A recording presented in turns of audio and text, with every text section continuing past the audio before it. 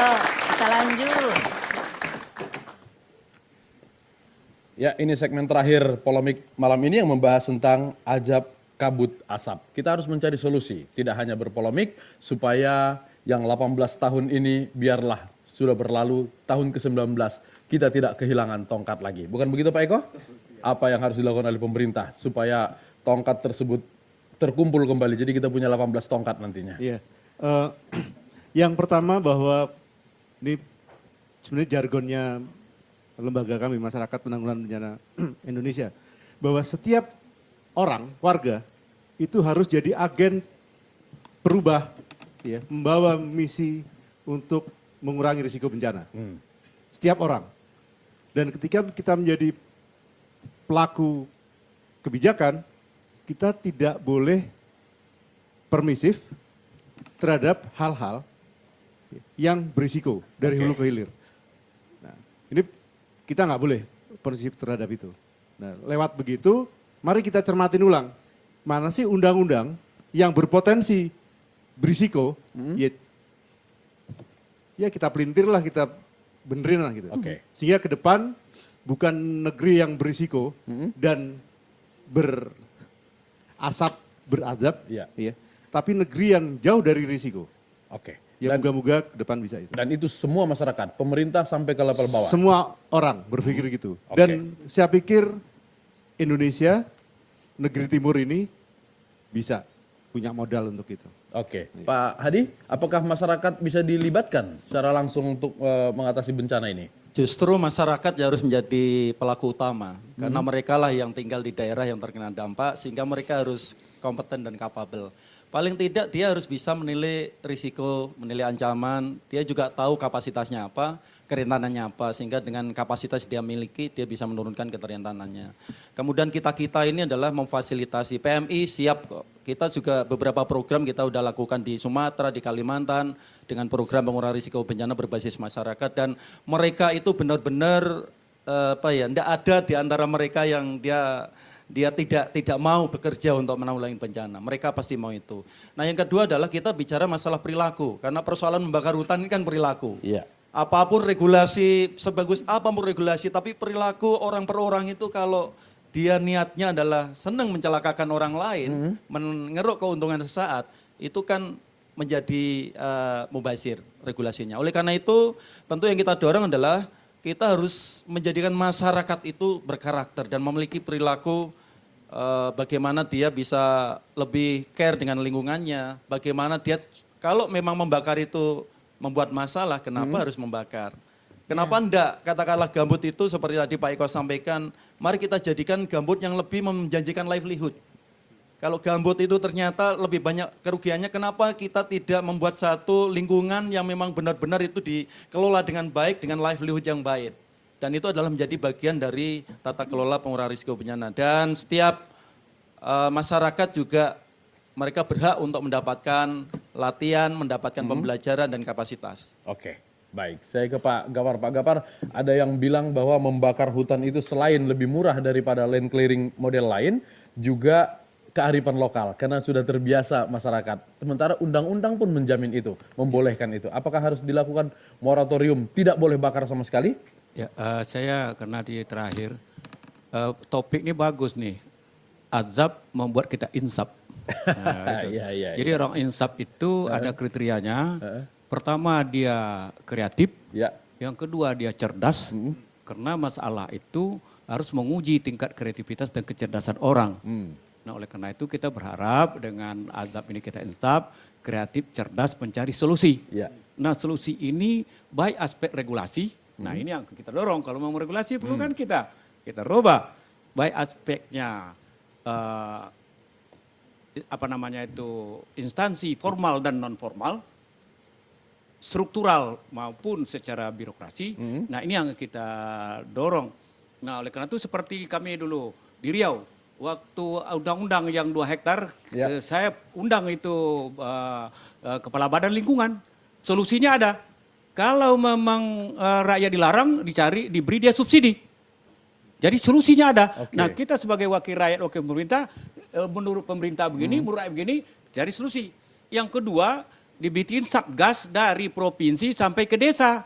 Nah, satgas di desa itu, kalau satgas di desa diberi kewenangan, diberi gaji, diberi honor, itu dampaknya mengurangi pengangguran, lalu beredarannya uang, rasa tanggung jawabnya yang tinggi. Nah, timbul lagi persoalan, Pak. Ada persoalan rasa rakyat itu, hak-hak rakyat, hak-hak adat selama ini, maka akibatnya orang-orang desa itu apatis.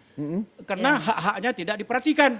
Oleh karena itu ya terbakarlah, kan kita kan tidak dapat juga kita. Nah, ini juga gitu, menjadi, Pak, ya? ini juga menjadi perhatian kami atau PD dan bicara dengan pemerintah agar hak-hak rakyat, hak-hak adat itu juga menjadi perhatian. Nah, oleh karena itu penyelesaian ke depan adalah penyelesaian secara komprehensif. Pertama hak rakyat, yang kedua aspek regulasi, yang kedua aspek kesadaran tadi, yang ketiga melalui edukatif dan melalui teknologi IPB dan juga BMPT juga memikirkan ini. Ini yang kita maksud, kita sebagai wakil rakyat dan wakil pemerintah, wakil wilayah untuk berbicara secara komprehensif. Dan masalah uang, masalah anggaran itu tidak akan menjadi persoalan asal keselamatan rakyat betul-betul dapat kita jadikan prioritas utama dalam azab yang membuat kita insaf ini. Ya, sekira demikian. Undang-undang membolehkan 2 hektar membakar. Ya. Peraturan pemerintah menambahinya menjadi 5 hektar. Nah. Di Kalimantan Tengah, peraturan gubernur membolehkan 5 hektar per orang dan 100 hektar per kecamatan. Ya. Di Riau, apakah ada pergub seperti itu? Undang-undang 2 hektar memang dibolehkan, tapi waktu itu kita karena ini kepentingan rakyat, dan itu biasanya saya juga orang hutan nih. Nah. Saya orang hutan memang beladang, Iya. saya dulu beladang tuh memang bakar memang. Orang hutan maksudnya membakar, berladang. Nah, saya jangan memang di- dulu di Ini hutan tinggal, mahasiswa Pak. salah tangkap, Pak, Bapak dia orang hutan. Dan artinya saya ini memang dulu tinggal di hutan gitu. Iya, iya. Orang kampung maksudnya. Iya. Nah, oleh karena itu kita cari solusi. Iya. Sebelum ini direvisi, sebelum ini dibatalkan, rakyat jangan terlantar. Iya. Nah, artinya jangan membakar, tapi kita beri dia subsidi. Iya. Nah, ini solusi namanya. Solusi yang kita lakukan, dia tetap berkebun, dia tetap berladang, Iya. tapi jangan membakar. Oke. Lalu gimana caranya? Dikasih Dikasih subsidi. tambahan dana. Tambahan dana. Iya. Nah, itu yang kedua kita bikin satgas. Iya. Satgas dari provinsi sampai ke desa. Nah, ini juga merupakan langkah-langkah. Nah, oleh karena itu yang bicara pemerintah kita bukan bicara pusat, Iya. tapi pemerintah provinsi, kabupaten sampai ke desa. Iya. Namun karena ini manusia kita, pasti ada kelupaan-kelupaan. Nah, lupa-lupa inilah yang perlu kita ingatkan selalu dengan pemerintah yang suci bersama-sama Oke. agar hasil kinerja kita ini, apalagi kita namanya kabinet kerja, tapi kita tambah lagi kabinet Oke. kerja yang memiliki kinerja yang lebih maksimal untuk kepentingan rakyat. Nah, itu. Oke. Kalau ke Ibu Awis, apakah restorasi ini hanya restorasi kemanusiaan atau restorasi alam saja? Justru yang dimaksud restorasi seringkali kita hanya melihat sumber daya alam ya, tapi justru dalam kasus bencana asap ini penting sekali untuk juga memadukan dengan restorasi kemanusiaan. Iya. Di sana ada aspek modal sosial, karakter masyarakat yang justru yang menjadi faktor penyebab bencana asap itu sendiri. Jadi bencana asap adalah akibat dari bencana sosial sebetulnya, karena memang aspek manusianya yang sudah rakus, tidak peduli, cuek dan sebagainya. Nah, ini persoalan yang besar sehingga memang perlu kita kita perhatikan. Oleh karena itu dalam solusinya adalah juga bagaimana memperhatikan faktor-faktor tadi, termasuk misalnya bagaimana pembangunan wilayah yang berkeadilan, yang menyediakan pola nafkah yang memadai sehingga juga orang terketuk hatinya walaupun misalnya tidak seluruhnya sadar, tapi paling tidak punya alasan untuk tidak melakukan yang tidak baik. Iya. Dan jangan lupa sebetulnya di dalam Undang-Undang 24 2007 sebetulnya ada pasal bahwa penanggulangan bencana itu bukan hanya dari pra, tanggap dan pasca, tapi ada satu lagi sehingga menjadi 4, yaitu adalah bagaimana melihat kebijakan pemerintah jangan sampai yang meningkatkan risiko terjadinya bencana. Nah, inilah yang sebetulnya masih belum digarap. Jadi dari tahapan-tahapan penanggulangan bencana ada satu tahapan sebetulnya adalah bagaimana melihat pembangunan yang justru meningkatkan risiko terjadinya bencana dan itu terjadi. Nah, oleh karena Termasuk itu pembukaan hutan itu termasuk dalam kategori itu? harusnya adalah juga dilihat diukur. Makanya kenapa instrumen untuk mengukur benefit cost ratio dari suatu investasi ya, valuasi ekonomi dari suatu investasi itu harus betul-betul dilihat. Demikian juga aspek hukum. Saya rasa itu yang menjadi sangat penting untuk di restorasi sekarang ini. Oke, dalam Dan hal mungkin satu lagi yang apa saya itu, Bu? ingin sampaikan bahwa ketika kita mengasumsikan bahwa pelaku itu selalu berkonotasi selalu ke pihak perusahaan, saya tidak setuju. Karena sebetulnya juga pihak masyarakat juga banyak. Oke. Oleh karena itu jalan keluarnya juga harus meliputi baik perusahaan, ada oknum, Oke. termasuk juga oknum pejabat yang menjadi mafia di daerah yang juga menjadi bagian dari restorasi. Yang mengeluarkan izin Bukan dan hanya segala mengeluarkan macam. izin, kongkal-lingkung dengan berbagai hal, kemudian Oke. membuat itu terjadi menjadi lebih luas, sehingga juga menjadi bagian juga yang perlu mendapat perhatian dalam restorasi tadi. Oke, baik.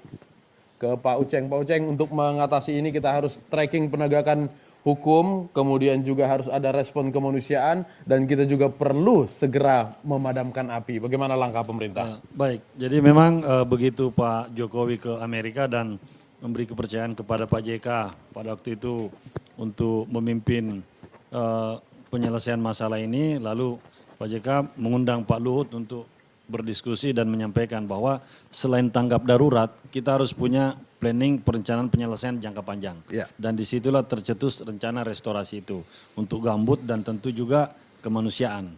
Karena berdasarkan Bank Dunia itu Rp1 yang kita keluarkan untuk menyelesaikan masalah ini itu akan mengurangi kerugian sampai Rp25. Ini jadi memang harus diseriusi untuk terus menekan angka kerugian itu. Nah, saat ini sudah dilakukan tentunya pemerintah itu melakukan moratorium, tidak ada penambahan. Kemudian bahkan akan melakukan pencabutan izin dan itu sudah ada yang disanksi sebenarnya. Kemudian ke depan perkebunan-perkebunan besar itu tidak bisa dibebaskan leluasa begitu saja tanpa memiliki perlengkapan yang dibutuhkan untuk katakanlah memadamkan api dengan baik ketika terjadi kebakaran. Dia mungkin harus punya pesawat helikopter juga, mungkin juga harus partisipasi menyiapkan pesawat yang lain sehingga terjadi kebakaran bisa cepat diatasi, tidak seperti sekarang. Kemudian pelibatan masyarakat itu memang penting karena ini barang ini kan harus masif dan dari bawah. Tetapi dari semua ini restorasi yang saya sebut tadi itu dimaknai mengandung aspek edukasi. Karena dia jangka panjang dan akan melibatkan banyak masyarakat secara luas, baik pakar-pakar dari universitas, katakanlah yang di Palangkaraya, yang di Pekanbaru, yang di Palembang, yang di Jambi, IPB, ITB, dan semua komponen kita, juga pakar-pakar internasional. Ya. Dan tentu juga tenaga-tenaga relawan dari mahasiswa-mahasiswa kita, terutama yang ada di sana. Sehingga mungkin dan kita harapkan itu restorasi ke depan ini akan menumbuhkan kesadaran baru selain adanya perbaikan lingkungan secara menyeluruh. Dan tidak ada lagi korban dan terulang kembali kebakaran seperti ini. Dan kita tidak harus kehilangan tongkat yang ke-19 kalinya. Semoga dari azab dan kita menjadi insaf. beradab. Itu yang Beradab, paling penting oke. itu, ya. Supaya tidak terulang, tentu penegakan hukum juga menjadi penting. Iya, itu ke depan lah itu urusan jaksa, polisi dan harus bergerak serentak untuk menangani ini dan tentu regulasinya pemerintah dengan DPR mungkin akan duduk bareng membedah kembali mana yang harus direvisi dan diperbaiki. Kemudian kalau misalnya masyarakat terkena dampak itu solusinya apa seperti kata Pak Gapar tadi, jangan dicabut lalu mereka ngapain nanti setelah tidak bisa melakukan aktivitasnya. Baik. Ini penting menjadi perhatian semua pihak memang. Oke, saya senang dengan penjelasan terakhir tadi bahwa tugas dari Pak Jokowi ke Pak JK kemudian yang memanggil Pak Luhut. Karena di luaran banyak beredar bilang dari Pak Jokowi langsung ke Pak Luhut, Pak JK nggak diikutkan. Ternyata Pak JK diikutkan. Terima kasih. Coba Pong. Habis? Iya. Baik. Ya. Sekaranglah saatnya negara melaksanakan amanah Undang-Undang Dasar 45. Lindungi bangsamu. Kan begitu? Ya. Kan? Cara melindunginya bagaimana? Tadi sudah semua bicara, sudah sangat bagus bicara. Tapi kalau coba Pong ambil kesimpulan melindungi bangsanya itu. Salah satu cara dari wakil rakyat kita. Ya kan? 500 triliun untuk bela negara. Kenapa kita tidak tangguhkan dulu? Ya kan? Atasi ini. Nanti bela negara kan bisa belakangan. Ya. Jadi menurut pendapat Cepopong, pasti ini pemerintah sudah kerja keras, tapi kurang cerdas. Terima kasih, saya tutup dengan wassalamualaikum warahmatullahi wabarakatuh. Iya.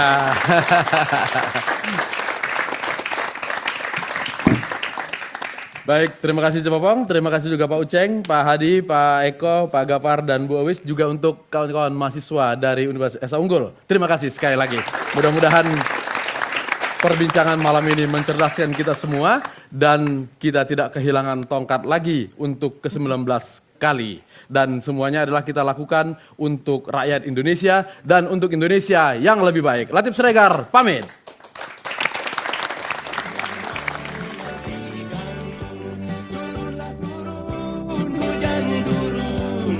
Basahilah karena airku, turunlah turun, hujan turun, kami semua menantikanmu. Turunlah turun, hujan turun, basahilah tanah airku. Gemilang sinar menari, awan pun turut menari, namun kami